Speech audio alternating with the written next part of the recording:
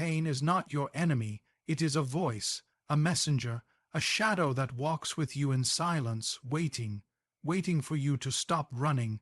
Most people flee from it, numb it, deny it. But what if the very thing you avoid is the doorway to everything you seek? What if pain is the birthplace of your power? There is a part of you that you pretend does not exist. A part that makes you uncomfortable, ashamed, uncertain. It appears in your envy, your uncontrolled anger, your guilt, your addictions, your insecurities, your destructive thoughts. This is your shadow, not a monster, but a mirror. It is everything you have exiled from your identity in order to be accepted, loved, and safe. From childhood, you learned that certain parts of you were unacceptable, so you buried them. You buried your sadness behind a smile. You buried your anger beneath politeness.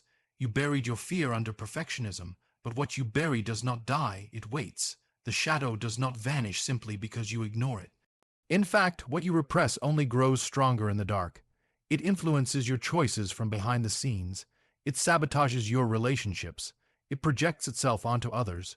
You see in them what you refuse to see in yourself. Your judgment is often a confession. Every time you point a finger, 3 point back at you. But here's the secret no one tells you.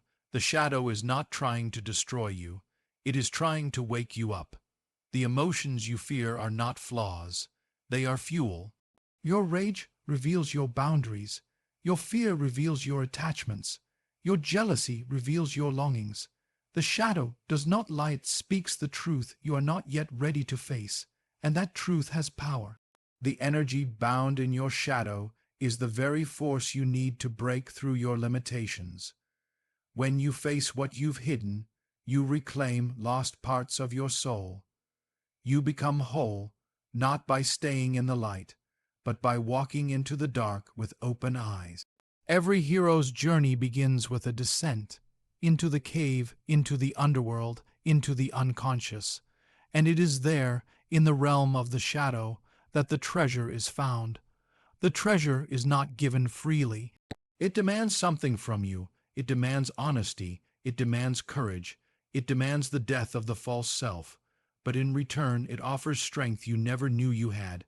It offers clarity, purpose, authenticity. When you befriend your shadow, you no longer fear your own depths. You no longer need to pretend, to perform, to please. You move through the world with quiet power, not because you are invincible, but because you are integrated. You have met the parts of you that once terrified you, and now they serve you, not as masters, but as messengers. Most people spend their lives trying to become what the world accepts. But true transformation begins when you stop trying to become and start trying to remember. Remember the parts of you you lost along the way, the parts that hold fire, the parts that know truth, the parts that are wild and holy and untamed. To meet your shadow is to meet yourself, and it is only from this meeting.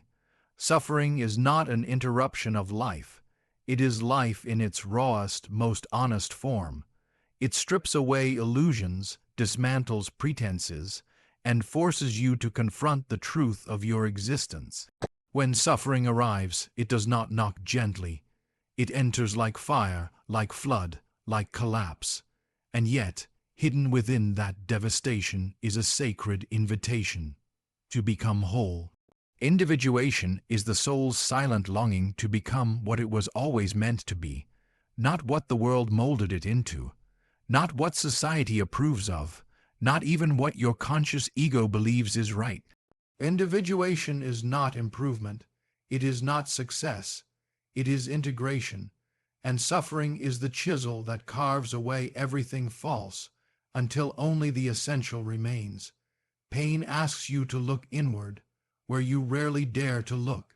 It turns your gaze away from the outer distractions and toward the storm that brews inside. It forces you to ask the questions you spend most of your life avoiding. Who am I, really? Why am I here? What part of me have I betrayed just to belong? You cannot become whole without fracture. You cannot awaken without first falling asleep to yourself. Suffering tears you from the collective identity, tears you from the roles you inherited without question, from the masks you've worn so long they began to feel like skin. It confronts you with the unbearable task of becoming real. When everything collapses, when the outer world fails you, when the people you depended on disappear, you are left with nothing but yourself. And that is when the journey begins.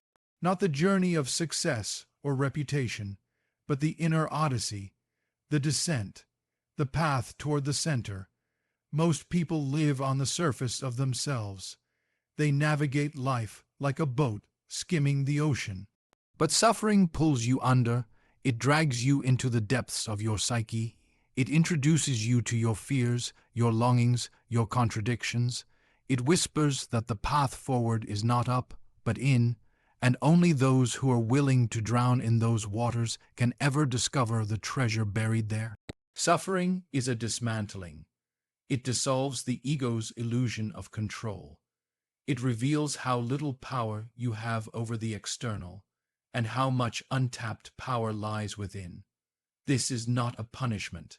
It is a recalibration, a reorientation from the false self to the true self, from projection to presence. And this path is not linear.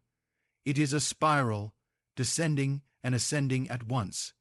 Each new wound reopens the old ones. Each crisis echoes a forgotten trauma. Yet with each return, you descend with more awareness. You begin to recognize the pattern. You begin to sense the purpose in the pain. Not a logical, clean purpose, but a symbolic, sacred one. One that speaks not to the mind, but to the soul. Individuation demands solitude. It demands silence. It asks that you withdraw from the noise of the world and listen to the still, quiet voice within, the voice that suffering amplifies, the voice that says, "There is more to you than you have known. There is something in you that cannot be broken." You do not choose to individuate. You are called to it, often by crisis, by heartbreak, by loss. And once the call has come, you can never return to your old life, not really, not fully, because something in you has changed. Something in you has seen behind the veil, and in that seeing, long before we could speak, we dreamed. Long before we wrote, we carved symbols into stone. The psyche does not communicate in sentences. It speaks in symbols, timeless, nonlinear, archetypal images that carry the emotional weight of the soul. When the conscious mind breaks under the pressure of suffering, the unconscious does not fall silent. It speaks louder. But it does not use your everyday language. It whispers in symbols, in dreams, in synchronicities, in unexpected patterns that seem meaningless to the logical mind, but pulse with sacred meaning when viewed with the inner eye. When you are in pain, you are in dialogue with something deeper than thought, and that dialogue is rarely direct. You may dream of fire, of a child lost in a forest, of a broken mirror. These are not random. They are not merely mental noise. They are messages, coded communications from the deepest strata of your being. They are the soul's attempt to speak. Symbols bypass the rational. They reach into the body, stir emotion, awaken memory. A lion, a cross, a door, a river. These are not merely objects.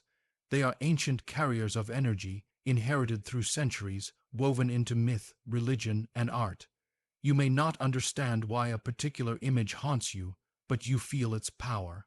That is how you know it is real. Pain cannot always be solved, but it can be translated, and translation is the beginning of transformation. Consider the recurring dream that troubles you, not to be feared, but interpreted. Not dismissed, but decoded. The unconscious sends symbols not to confuse, but to reveal. They are not riddles to be solved. They are truths to be lived. Your suffering will often present itself through metaphor.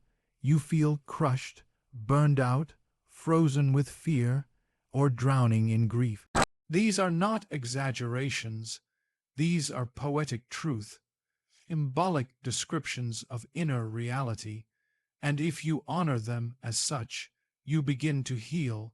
To ignore the symbolic is to cut yourself off from the wisdom of your inner world. A society that devalues symbol, myth, and poetry devalues the soul itself. In that world, pain becomes pathology instead of a passage. It is medicated, avoided, buried, never heard, never honored. But when you allow yourself to think in symbols, to feel in symbols, you begin to reweave the broken threads of your psyche. You begin to see meaning where once there was only chaos.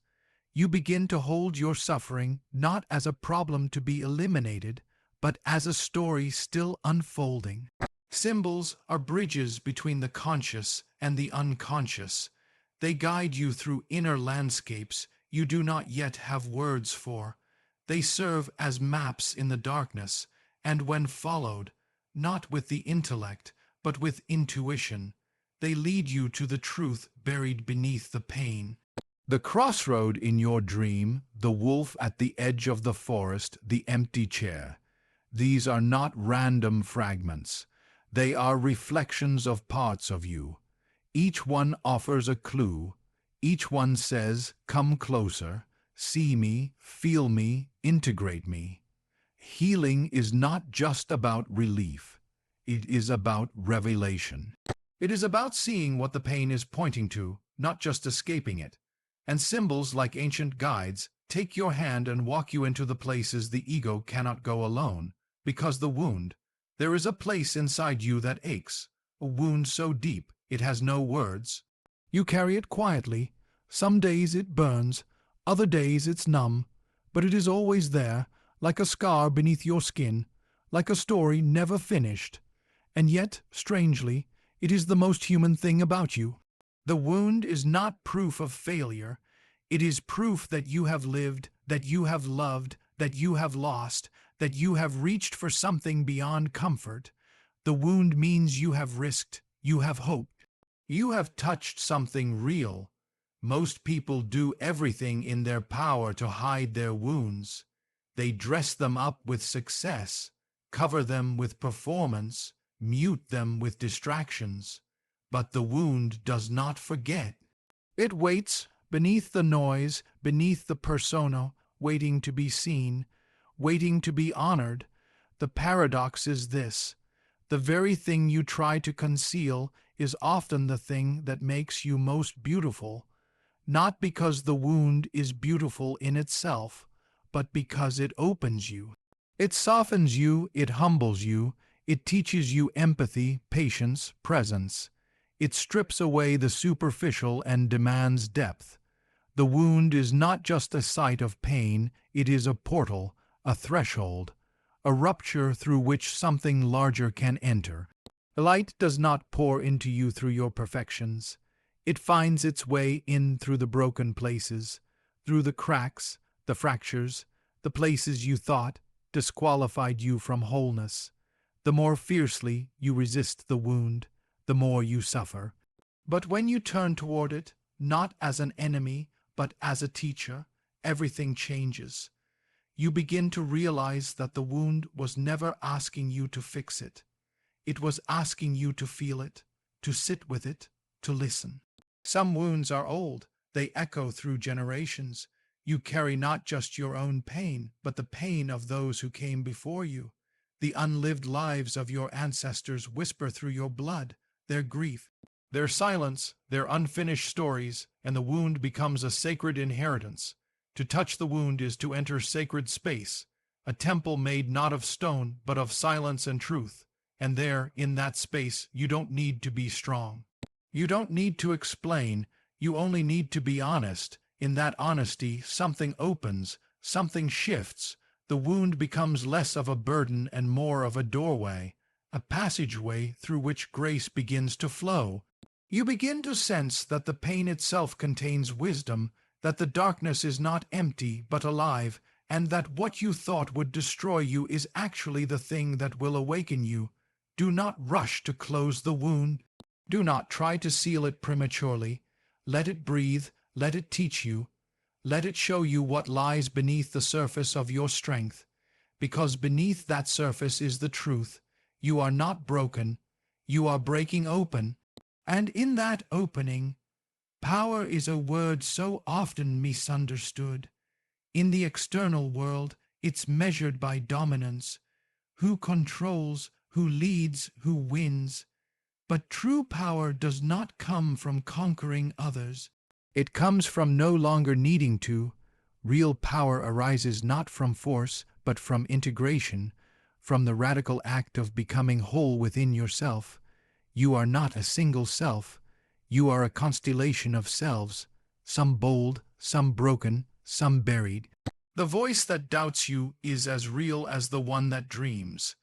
The part of you that lashes out lives beside the part that longs to heal. Your light is never pure, nor is your darkness total. You are complexity incarnate. And to integrate that complexity is to step into true power. Integration does not mean perfection. It means union. It means you no longer exile the parts of you that feel unlovable, unworthy, or unsafe. You no longer divide yourself into good and bad, acceptable and unacceptable. Instead, you make room, you make peace, you invite your fragments to sit at the same table without shame. This is not weakness. It is the fiercest act of inner leadership, because to dominate yourself is easy through suppression, denial, self-judgment, but to understand yourself, to face your contradictions with curiosity rather than contempt. That requires strength. That is power. The world teaches you to conquer, to be more, achieve more, accumulate more. But integration invites you to turn inward and remember, to recall what you abandoned in order to survive. The dream you gave up, the voice you silenced, the rage you swallowed, the tenderness you feared. Power is not the voice that screams over the noise. It's the stillness beneath it. When you integrate your shadow, you stop reacting and start responding. You become less fragile, not because you are numb, but because you are grounded. The chaos still comes, but now it finds you rooted, it finds you centered, it finds you whole. Power is not armor, it is presence. The ability to hold your sorrow without becoming it. The capacity to witness your anger without needing to unleash it. The maturity to feel your fear and still take the next step. This kind of power doesn't seek to control others. It liberates others because when you are no longer at war within yourself, others feel safe around you. You do not manipulate, you do not posture, you do not pretend. You simply are fully, deeply, unapologetically. And this being is magnetic, not because it demands attention, but because it radiates coherence, integrity, resonance. Integration means you stop abandoning yourself. You become the container that holds your inner world. And in doing so, you become capable of holding the world itself, with more compassion, more clarity, more wisdom. You no longer need to prove your worth. You no longer need to perform strength. You no longer need to dominate your pain, your past, or your impulses. Instead, you invite them in. You listen, you learn. You allow them to transform you, not into someone new, but into someone true. And in that truth,